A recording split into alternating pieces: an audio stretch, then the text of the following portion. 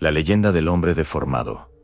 La niebla se arrastraba por las calles empedradas de San Miguel del Monte, como dedos espectrales, buscando algo en la oscuridad. Era una de esas noches en las que el silencio parecía tener peso, cuando hasta el viento contenía la respiración. Matías caminaba rápido, con las manos hundidas en los bolsillos de su chaqueta. Había salido tarde del trabajo en el aserradero, y ahora se arrepentía de haber tomado el atajo por el viejo B de la Ribera. Todos en el pueblo conocían las historias, pero Matías nunca había creído en leyendas hasta esa noche. El callejón que bordeaba el antiguo convento abandonado era el camino más corto a su casa. Las farolas parpadeaban con una luz enfermiza que apenas penetraba la neblina. Sus pasos resonaban contra las paredes descascaradas de los edificios, creando un eco que parecía perseguirlo. Fue entonces cuando lo escuchó en un arrastre, lento, irregular,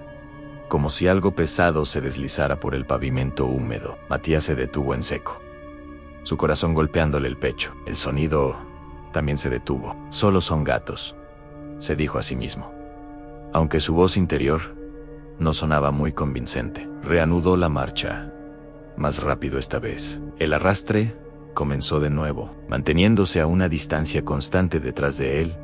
Ahora podía oír algo más, una respiración trabajosa, entrecortada, como si viniera de pulmones dañados. No quería voltear. Cada fibra de su ser le gritaba que siguiera caminando, que llegara a la calle principal donde había luz y gente. Pero la curiosidad es un impulso cruel.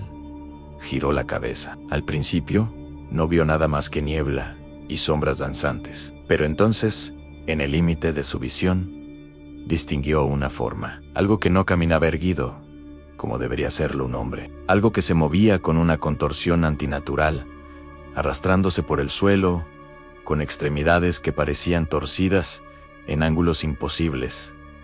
A Matías se echó a correr. Sus pies golpeaban el pavimento, mientras el pánico le quemaba los pulmones. Detrás de él, el arrastre se aceleró, acompañado ahora por un gemido gutural que no sonaba del todo humano. Dobló una esquina, luego otra, pero el callejón parecía estirarse infinitamente ante él, como si la ciudad misma conspirara para mantenerlo atrapado. Tropezó y cayó de bruces contra el suelo frío. El dolor le atravesó las palmas de las manos, pero el terror era más fuerte. Rodó sobre su espalda, justo a tiempo para verlo. La criatura emergió de la niebla como una pesadilla materializada. Lo que alguna vez pudo haber sido un hombre ahora era una masa retorcida de carne y hueso. Su columna vertebral se curvaba en direcciones grotescas, forzando su cuerpo a moverse como una araña gigante. Los brazos y las piernas, rotos y soldados de manera incorrecta, una y otra vez,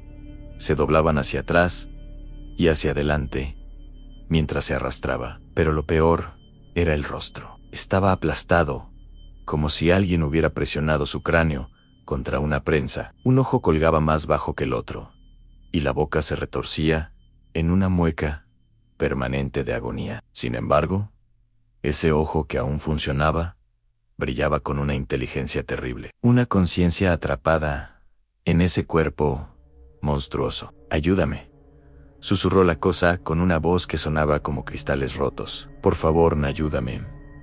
Matías retrocedió, arrastrándose, sin poder apartar la mirada. Las lágrimas comenzaron a rodar por las mejillas deformadas de la criatura. «No huyas», suplicó. «Todos huyen. A nadie se queda. Solo quiero que alguien me vea, aunque recuerde lo que fui». Algo en esas palabras atravesó el terror de Matías. Recordó las historias que su abuela le contaba cuando era niño. La leyenda del hombre deformado no era solo un cuento para asustar a los niños. Era la historia de Tomás Aguirre, un trabajador del antiguo molino que había quedado atrapado en la maquinaria hace más de 100 años. Lo encontraron vivo, milagrosamente, pero destrozado más allá de toda reparación. Los huesos rotos, la columna aplastada, el rostro irreconocible. Los médicos dijeron que era imposible que siguiera respirando, pero lo hacía. Durante días, agonizó en el hospital del convento, suplicando que lo dejaran morir, pero su cuerpo se negaba a rendirse, hasta que una noche desapareció de su cama. Algunos decían que había logrado arrastrarse hasta el río y se había ahogado. Otros susurraban que algo más oscuro había ocurrido, que su dolor había sido tan grande que había maldecido la tierra misma, condenándose a vagar eternamente en ese estado de tormento. Tomás, susurró Matías, y la criatura se estremeció al escuchar ese nombre. Hace tanto tiempo, gimió el hombre deformado. ¿Tanto tiempo desde que alguien pronunció mi nombre? ¿Me recuerdas? ¿Alguien aún recuerda a Tomás Aguirre? Matías asintió lentamente encontrando su voz.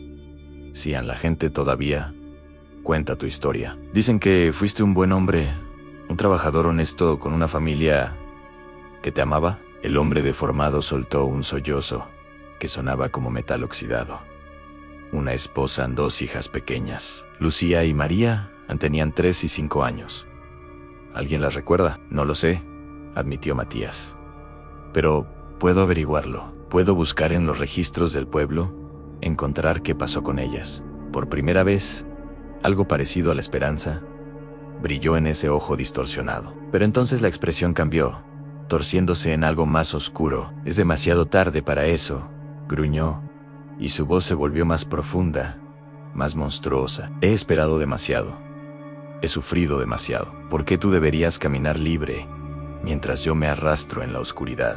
La criatura avanzó con una velocidad sorprendente. Matías gritó y rodó hacia un lado justo cuando una mano retorcida se estrelló contra el pavimento donde había estado su cabeza un segundo antes. Se puso de pie de un salto y corrió, el corazón a punto de estallar. No puedes escapar, aulló la voz detrás de él. Nadie escapa. Todos corren. Todos me dejan solo con mi dolor. Matías vio una luz adelante. La calle principal finalmente visible a través de la niebla. Corrió hacia ella con cada gramo de energía que le quedaba. El arrastre detrás de él se hacía cada vez más rápido, más cercano, acompañado por gritos de rabia y desesperación que hacían eco en las paredes. Salió del callejón y casi chocó con un grupo de personas que salían de un bar. La luz de las farolas modernas y el sonido de conversaciones normales lo envolvieron como un escudo. Se volvió, jadeando, mirando hacia la oscuridad del callejón. No había nada allí. La niebla se arremolinaba pacíficamente. No había sonido de arrastre, ni gemidos, ni nada que sugiriera que algo más que las sombras habitaba ese lugar. ¿Estás bien, pibe?, preguntó uno de los hombres del grupo. Pareces como si hubieras visto un fantasma. Matías no respondió, solo se alejó de allí, caminando rápido hacia su casa, negándose a mirar atrás. Esa noche no durmió. Se sentó en su computadora y comenzó a buscar registros antiguos, archivos del hospital, cualquier cosa sobre Tomás Aguirre y su familia. Le tomó horas, pero finalmente lo encontró. Tomás Aguirre había tenido una esposa, Elena, y 2 hijas, Lucía y María. Después del accidente, Elena había caído en una profunda depresión. 3 meses después de la desaparición de Tomás,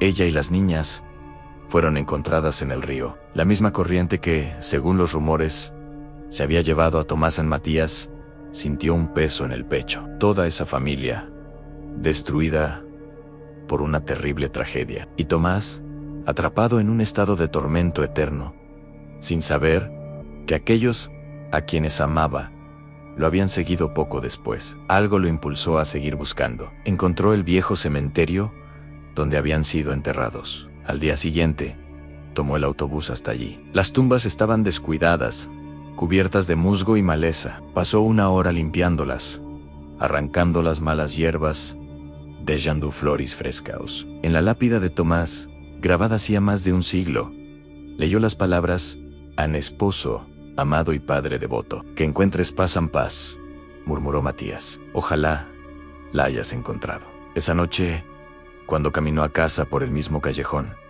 el silencio era diferente.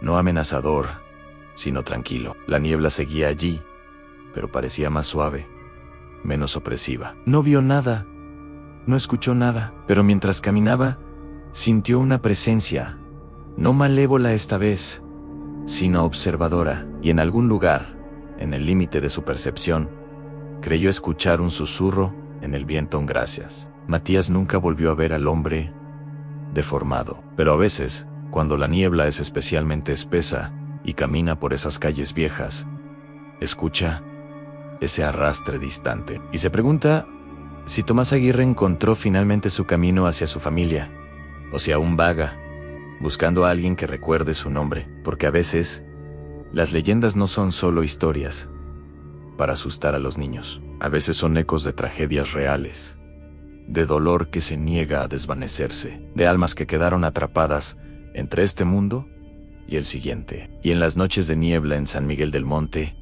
si escuchas con atención, aún puedes oír el arrastre, el gemido, la súplica desesperada de alguien que solo quiere ser recordado. Solo quiere que alguien sepa que una vez fue humano.